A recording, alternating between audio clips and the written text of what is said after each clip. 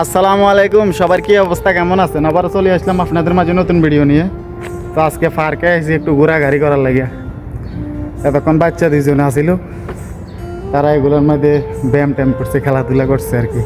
তারপরে মুরব্বী একজন আছে পাকিস্তানি, হে তো এটার মধ্যে চড়ছে কতক্ষণ, সৈরা ময়রা জাগিয়েছে, এমন আমি জাগিয়ে দিয়েছে। আমি এতক্ষণ এটার মধ্যে চেষ্টা করছি, মন এটাতে একবার উঁচু একবার উড়ে একবার নিচে নামে। আমি তো হলে হাত ভাঙবো, একের দরকার নাই।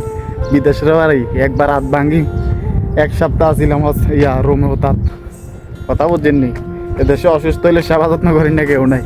এই বাঙ্গা হাতে এমনি লটকারে বাম হাতে খানা খাইছি 7 দিন, যে কষ্ট হয়েছি।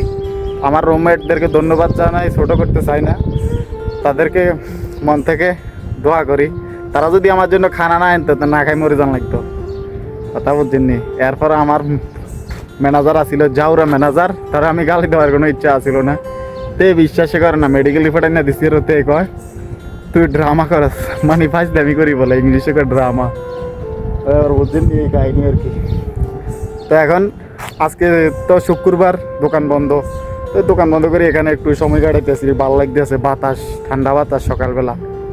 তো আর কি, ভালো থাকবেন, সুস্থ থাকবেন, আমার জন্য দোয়া করবেন, সবার জন্য দোয়া রইল। আল্লাহ হাফেজ। সবাই জুমার নামাজ পড়তে চলে যাবেন।